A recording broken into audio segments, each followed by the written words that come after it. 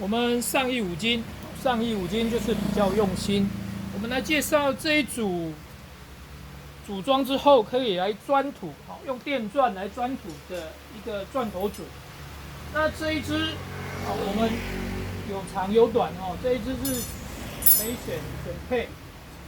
那这个夹头，这个夹头是特殊的，我们特别加工过的，所以可以锁这一支的延长杆。锁上去之后，这边的夹头是比较大的，可以夹到最大可以夹到12.7 mm， 将近13 mm， 这个夹头是大的。然后里面有一只逆牙螺丝，这只逆牙螺丝要放进去，再自备一只螺丝起子，往逆时针方向锁，把它锁紧。锁紧之后，这边就可以夹住你要装置的东西，最大可以夹到12.7 mm， 甚至到13 mm 左右，变成三爪夹头，把它松开。那我们这一个，我们把它变成钻土的钻头，它的直径目前最大，这个是目前我们比较大的，大概10公分的直径，10公分的直径，这个是10公分，10公分，把它装置上去，锁紧，对准锁紧，然后建议3个孔都锁，把它锁紧。锁紧之后，这个尾端是大概9 mm， 3分的夹头电钻就可以夹住。一样，如果说你是有扳手的，3个孔都把它锁紧。那钻土的时候，大概是这样钻，夹住，这样钻。钻了之后，钻深之后，泥土会卡在这边。泥土会卡在这里，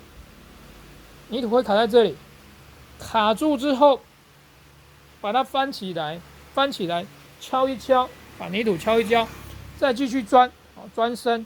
我们网络 YouTube 里面有实际钻孔的影片，那我们现在是模拟，就这样子钻了之后，泥土卡在这里，敲掉，把泥土敲掉，然后再继续。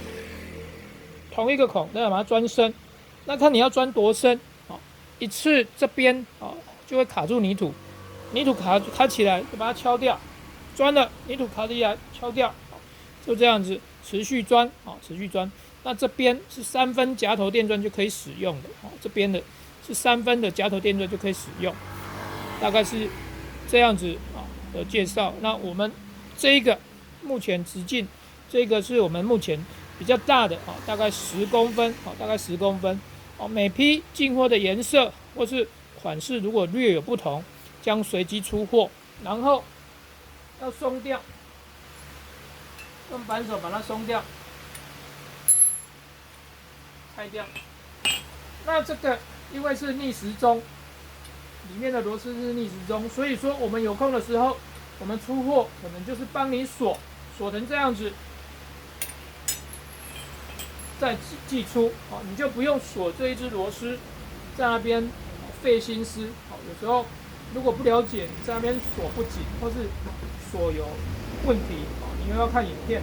所以我们出货的时候，正常如果我们有时间有空，就帮你锁起来，再出货，把这个夹头锁起来再出货。所以你收到的可能是分开的，也有可能是已经锁住的。